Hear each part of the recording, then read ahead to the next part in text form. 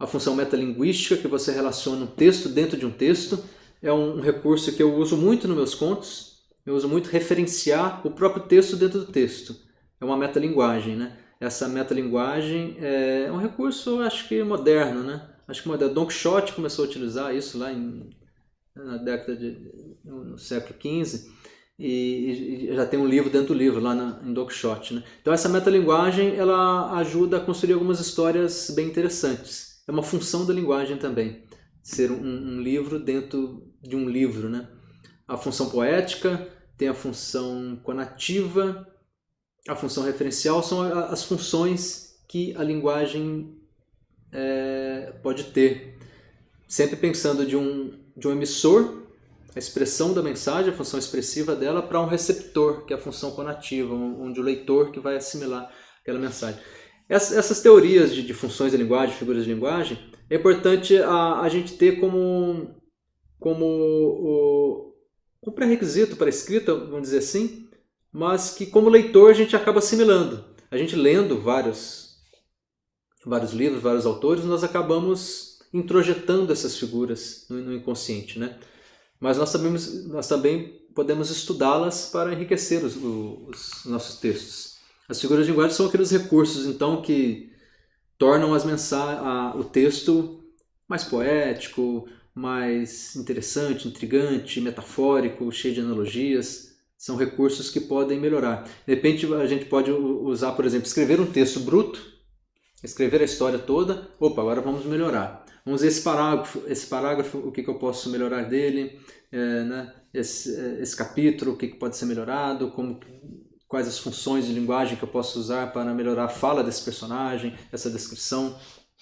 Revelam mais sensibilidade dos personagens e tornam o texto um pouco mais criativo, né?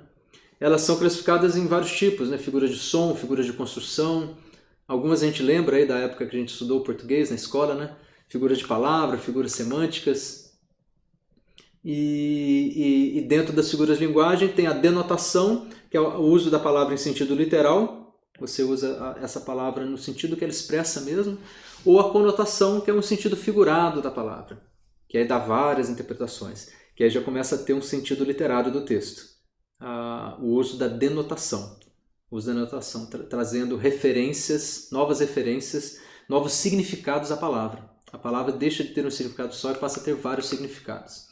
E as figuras, assim, trouxe alguns exemplos aqui para a gente relembrar delas, né? As sonoras, a literação, você repetir algumas palavras, algumas letras, né? Onomatopeia, os sons, fazer os sons de animais ou objetos, dar sons aos objetos na forma de onomatopeia. Figuras de construção de linguagem, pleonasmo, você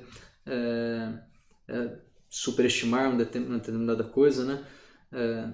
Hipérbato, anacoluto, silepse, são aquelas figuras que podem ser estudadas, né, de alguma forma para melhorar o texto literário.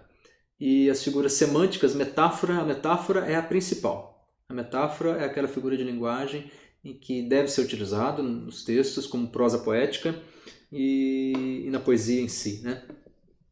Que é você trazer novos significados às palavras. A metáfora é altamente denotativa, né? Traz novos significados às palavras e enriquecem o texto. Essas ferramentas de gramática, não é o objetivo nosso estudá-las, mas é bom a gente citar como dica para o escritor que nós podemos nos valer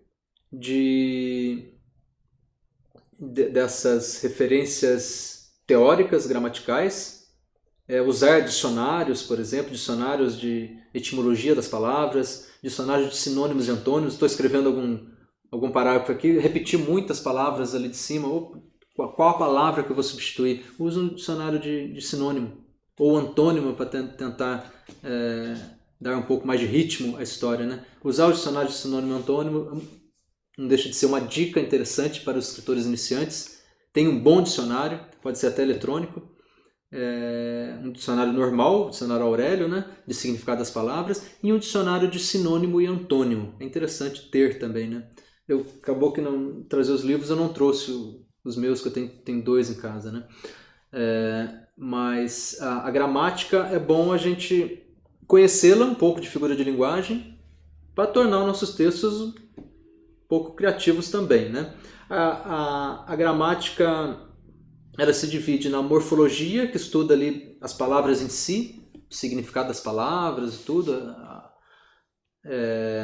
a etimologia, de onde veio as palavras. É bom a gente pensar na etimologia das palavras também, a história, a origem das palavras. Quando a gente for dar nome aos personagens, por exemplo, dar nome aos lugares, criar palavras novas, neologismo, que Guimarães Rosa usava muito, né? Gostava muito de criar novas palavras. A etimologia das palavras dentro do estudo da gramática, ela pode engrandecer nossos textos. A história da origem das palavras, etimologia, dentro da morfologia. E a segunda grande área da gramática é a sintaxe, né? Que estuda a função e a relação das palavras dentro de formando períodos e orações. Lembrando em português, orações coordenadas, orações subordinadas, verbo, sujeito, predicado, voz passiva, ativa, né?